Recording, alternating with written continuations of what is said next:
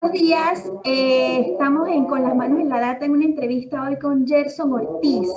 Él es periodista guatemalteco y comunicólogo egresado de la Universidad de San Carlos de Guatemala. Trabajó como reportero y columnista en La Hora y actualmente es editor y jefe de redacción en El Periódico, ambos en su país natal. También ha colaborado en medios internacionales como Cinco Días de España, CNN de Estados Unidos y Exandas de Grecia. En 2018 publicó Soñarás Jamás, su primer libro de narrativa breve, y en 2020 publicó La Lengua de los Gatos, de forma independiente, que es un libro de cuentos. Muchas gracias, Gerson, por estar con nosotros. Bienvenido. Gracias a ti. Muchas gracias por la invitación. A ver, empecemos un poco, Gerson. A ver, un resumen. El sábado vimos las imágenes que recorrieron el mundo. Se incendiaron un grupo de manifestantes, incendia el Congreso, tengo entendido, el Congreso en Guatemala en rechazo a la aprobación del presupuesto. Háblanos un poco exactamente qué fue lo que pasó. Bien, voy a empezar por algo que ocurrió esta madrugada, porque tiene una relación directa y porque para que la gente, digamos, antes de saber cómo todo lo que pasó el sábado, sepa, digamos, ya que ya hay un efecto, digamos, de esas protestas que se dieron el fin de semana. Esta madrugada, aproximadamente a la 1 de la mañana, el Congreso se reunió de manera extraordinaria para tomar la decisión de archivar el presupuesto de ingresos y egresos 2021, que había sido aprobado por un total de 99.7 millardos. Es, digamos, esto, pues como consecuencia de todo lo que ocurrió el sábado, a lo que tú te refieres, que fueron unas protestas que fueron brutalmente reprimidas por la Policía Nacional Civil. eh, y bueno, se tomada esta decisión, el presupuesto, digamos, virtualmente ya no será trasladado al Ejecutivo, aunque el Ejecutivo ya lo tenía porque lo estaba discutiendo con tanques de pensamiento, pero digamos la Junta Directiva toma la decisión, dicen ellos, para mantener la paz social, de como cancelar, digamos, el trámite, que no continúe su trámite hacia el Ejecutivo para que lo sancione y eh, tienen que conocerlo una vez más, o sea, conocer esta decisión en sesión de Junta Directiva. No sabemos si eso será hoy, eso estamos atentos a ello. Y bueno, digamos, esta aprobación, que es una aprobación fue una aprobación muy oscura, muy irregular, que se dio el miércoles, justo también en la madrugada, jueves en la madrugada. La sesión comenzó miércoles y termina la madrugada del jueves para aprobar el presupuesto. Fue lo que generó precisamente las protestas del sábado. Y bueno, ¿qué ocurrió el sábado? Como se había aprobado el presupuesto 2021 en la madrugada del jueves, eh, hubo muchísima, digamos, indignación porque el presupuesto es un documento de 127 páginas, y los diputados recibieron esas hojas ya, digamos, muy cerca de la aprobación del presupuesto. Entonces, la primera queja era que no había tiempo para analizar, digamos, todas las propuestas que estaban, digamos, marcadas en el dictamen favorable del presupuesto. Esa fue la primera queja al interno del organismo legislativo. Y bueno, luego la planadora, como le decimos acá, la alianza, porque el partido oficialista no tiene todos los diputados en el Congreso, pero sí ha, digamos, negociado con ciertas bancadas muy afines para que en total 115 diputados votaran a favor de ese presupuesto, pues va aprobando, digamos, de manera muy rápida, sin chance de análisis, sin discutir las propuestas, un presupuesto muy viciado como te repetía, como te decía, de madrugada. Entonces, conforme van pasando las horas, algunos diputados ya empiezan a denunciar, y bueno, y también los medios de comunicación, a denunciar que, por ejemplo, el presupuesto incluía un recorte muy significativo a un plan contra la desnutrición en Guatemala, que era de 200 millones de quetzales, que el presupuesto aprobaba dos préstamos para financiarlo precisamente, por 594 millones de dólares. Y bueno, el Estado, digamos, tiene una deuda precisamente de presupuestos de aproximadamente 310 millones de, de quetzales que tiene que pagar hasta el año 2050. Es decir, que las y los guatemaltecos estamos endeudados. La gente que no ha nacido todavía en este país ya nace con una deuda. Se habla como muy coloquialmente de esto. Y bueno, entre otras cosas, un recorte al Procurador de Derechos Humanos que ha hecho mucha oposición a los diputados oficialistas, a esta aplanadora, como te decía, del oficialismo. Y entre otras cosas, se aumentan ellos, el legislativo se aumenta su propio presupuesto, aprueba una cantidad significativa para construir un nuevo edificio, que son 12 millones de dólares. Y se aumenta 64,000 dólares, que son medio millón de quetzales, para su alimentación. En un contexto, digamos, en el que nos golpean 2 huracanes, los casos de desnutrición van en aumento. Entonces, todo esto, digamos, enciende la indignación ciudadana y se da una pequeña protesta el día viernes, cuando los diputados estaban reunidos, y las organizaciones comienzan a convocar para una protesta el sábado. Entonces se da la protesta el sábado en 2 escenarios, y ya con esto concluyo.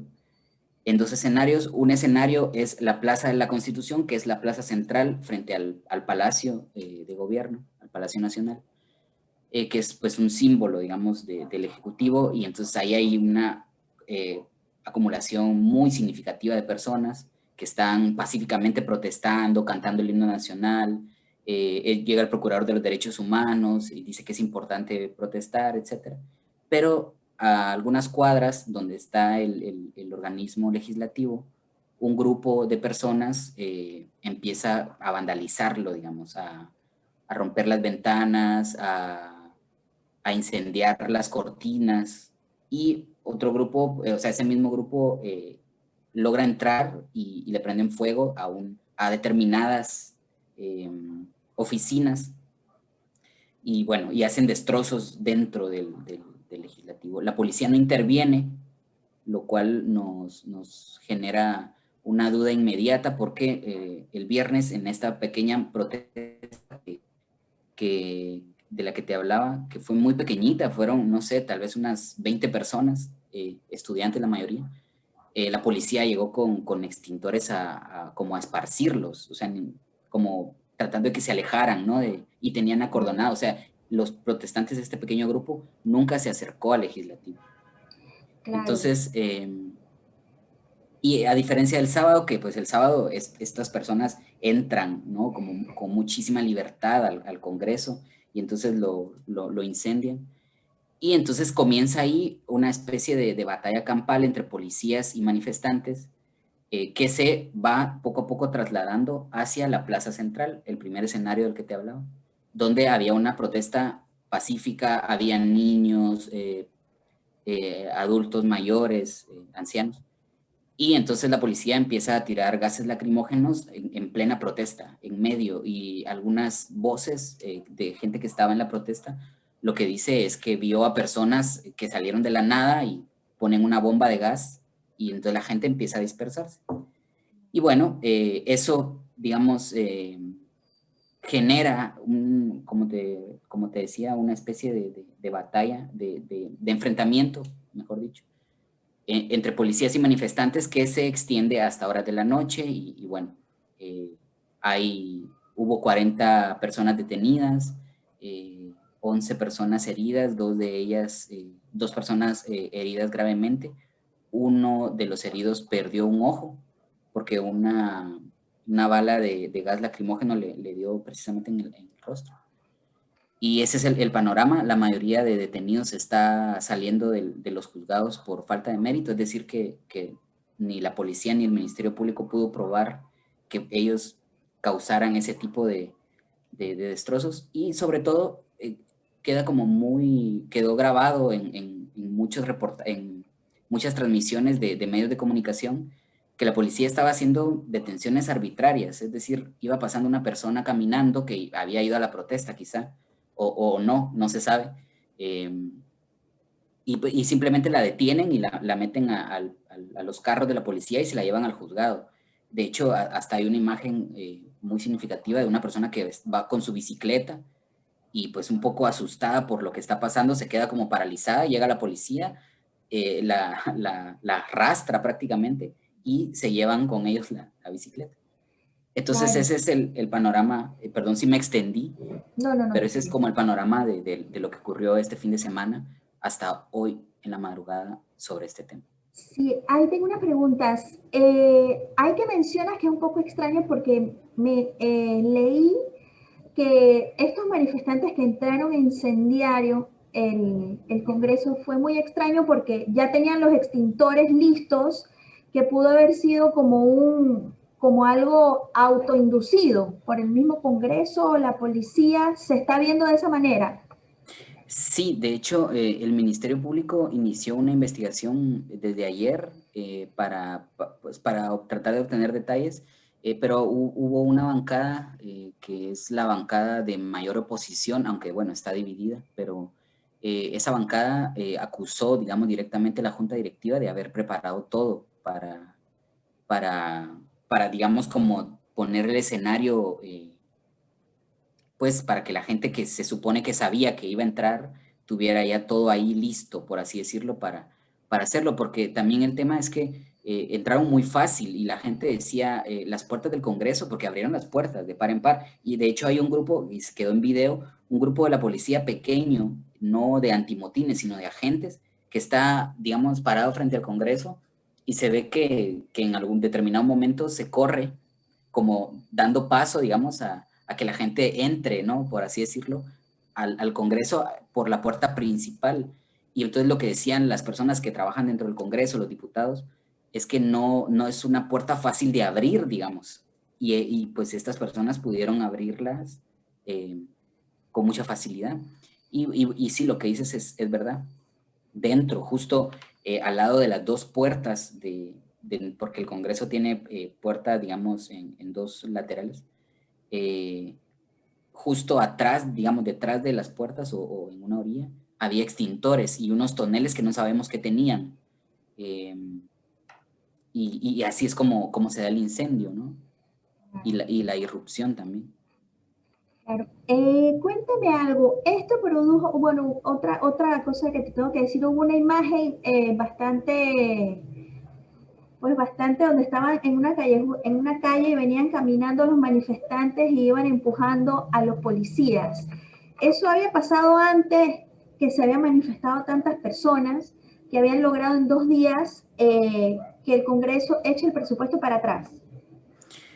Eh, a ver, específicamente un presupuesto no, pero sí, nosotros sí tenemos antecedentes de protestas, digamos, de largo aliento, de mucho alcance, sobre todo en el año 2015, cuando una jornada de protestas logra, digámoslo así, la renuncia de la vicepresidenta en ese entonces, que era Roxana Valdetti, y posteriormente, digamos, la jornada de protesta se extendía semana a semana y la Comisión Internacional contra la Impunidad en Guatemala había presentado un antejuicio contra el presidente porque tanto la vicepresidenta como él estaban involucrados en una estructura de defraudación tributaria.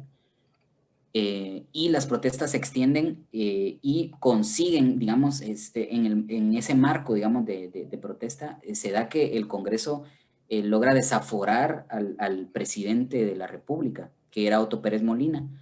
Entonces, digamos que ese antecedente, digamos, de lograr algo a través de la protesta ya se había dado en Guatemala y precisamente fue en el año 2015 cuando eh, la ciudadanía logra de alguna manera que estas dos personas salgan del gobierno, salgan del ejecutivo y vayan a prisión. Claro, eso no es una cuestión, digamos, de la ciudadanía, pero, digamos, la presión social es un símbolo, digamos, de esa lucha. Luego hay otro antecedente en 2017, que el Congreso aprobó unas reformas muy polémicas para beneficiar precisamente a todas esas personas que estaban como siendo perseguidas por corrupción. Digamos, le aprobaban que pudieran salir de la cárcel. El problema es que los diputados no se detuvieron a analizar la propuesta y terminaron liberando cualquier delito de prisión. Entonces, la principal crítica era que iban a salir de la cárcel violadores, asesinos, ladrones y corruptos. Entonces, hay una protesta, se da una protesta, es mucho más simbólica, si se quiere ver así, porque se da alrededor del legislativo y durante muchas horas el Congreso, los diputados no pueden salir del Congreso por la protesta. Y entonces los diputados empiezan a decir que, bueno, que era una violación a sus derechos, pero afuera la gente estaba con música, bailando, celebrando que se había anulado este decreto. Entonces esos son, digamos, los grandes antecedentes, por lo menos, digamos, de la historia reciente del país. Claro, en medio de esta, pues podemos llamarle crisis, el vicepresidente Castillo le pide al presidente Gianmattei que renuncien ambos. Eh, ¿Ves esto? ¿Se puede interpretar como un quiebre en la alianza en el Ejecutivo, en la gobernabilidad del Ejecutivo? Porque después vi que el presidente pidió la intervención de la OEA para un diálogo. Sí. Inmediatamente entonces echan el presupuesto para atrás. ¿Hay una crisis de gobernabilidad en Guatemala? Sí, yo creo que sí. Hay una crisis de gobernabilidad y no es reciente, es decir, no se da a partir de la petición que Guillermo Castillo, el vicepresidente, hace a Alejandro Yamatei, que es el presidente. De hecho, ya en otras ocasiones pues los medios habían reportado que la relación entre el presidente y el vicepresidente es pésima. Prácticamente no tienen ningún tipo de comunicación, el vicepresidente no asiste a algunas reuniones del gabinete de Alejandro Yamatei, y se le ve, digamos, muy aislado, ¿no? Siempre en actividades él solo, etcétera. Digamos, no es una especie de matrimonio funcional, por así llamarlo.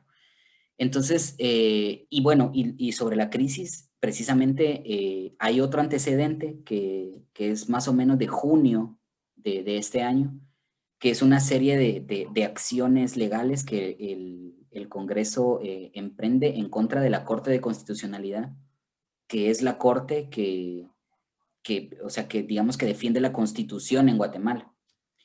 Y empiezan a desgastarla, a señalarla, a presentarle antejuicios, y de hecho hay un antejuicio, digamos, vigente que el Congreso estaría por conocer para desaforar a los dos magistrados de oposición, digámoslo así, que son magistrados que por ejemplo, avalaron cuando el presidente Jimmy Morales echó a Iván Velázquez del país. Estos magistrados votaron a favor de que se quedara en el país Iván Velázquez, que es el excomisionado contra la impunidad.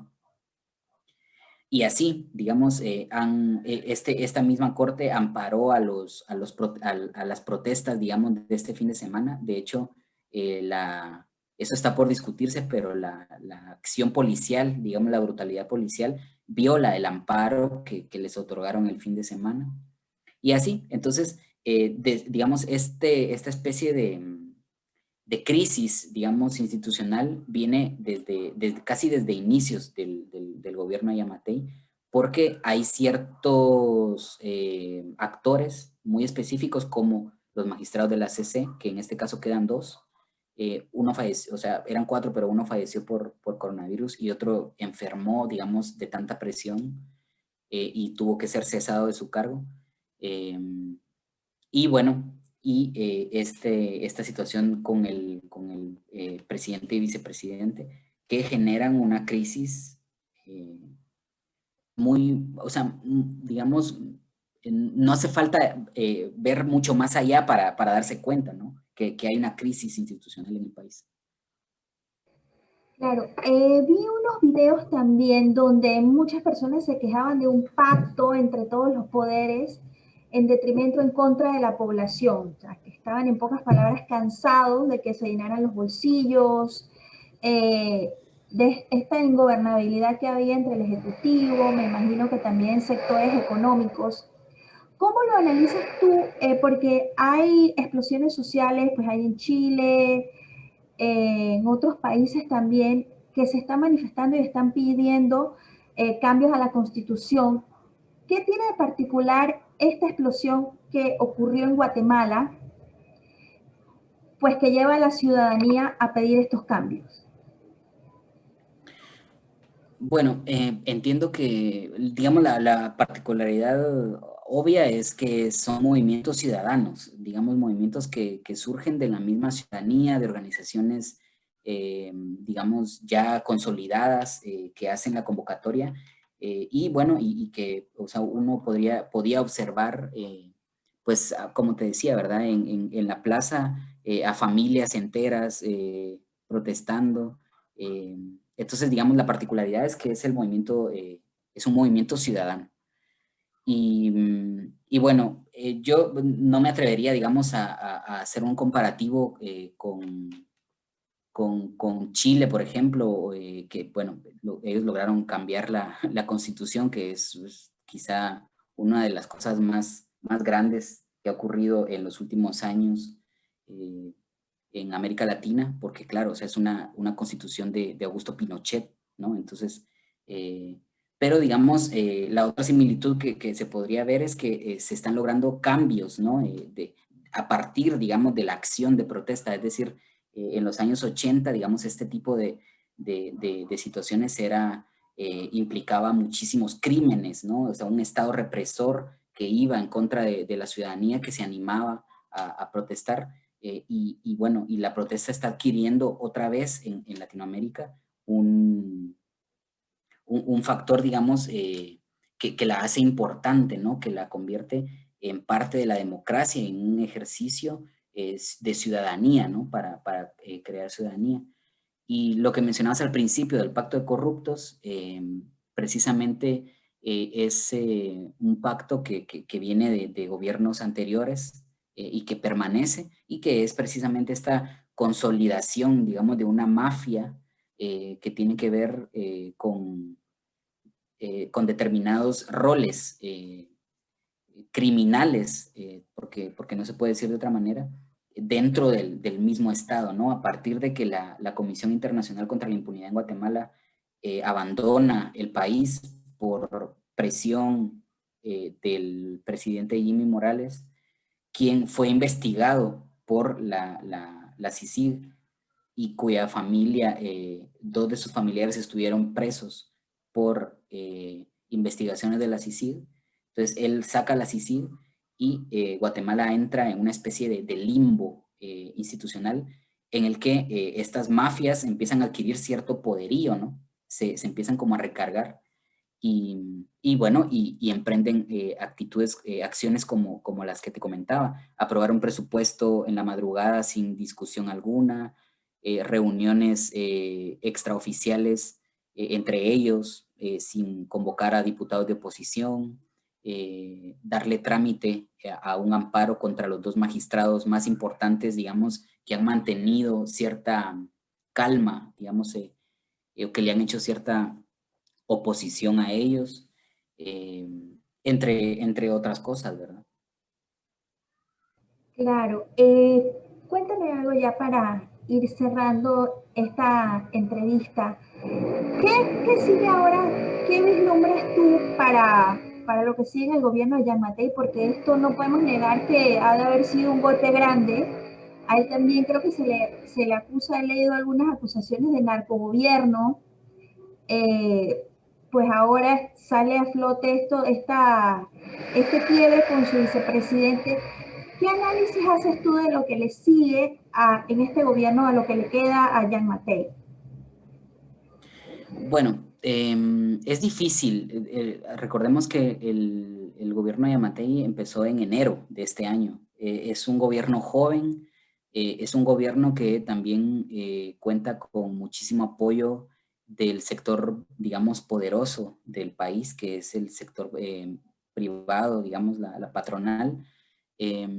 Y bueno, yo creo que, digamos, con estas, con la decisión de hoy, en la madrugada, de cancelarle el trámite de aprobación del presupuesto, creo que vamos a estar expectantes. Es difícil, como te decía, saber si, por ejemplo, Yamatei, yo descartaría que renuncie por lo menos a mediano plazo.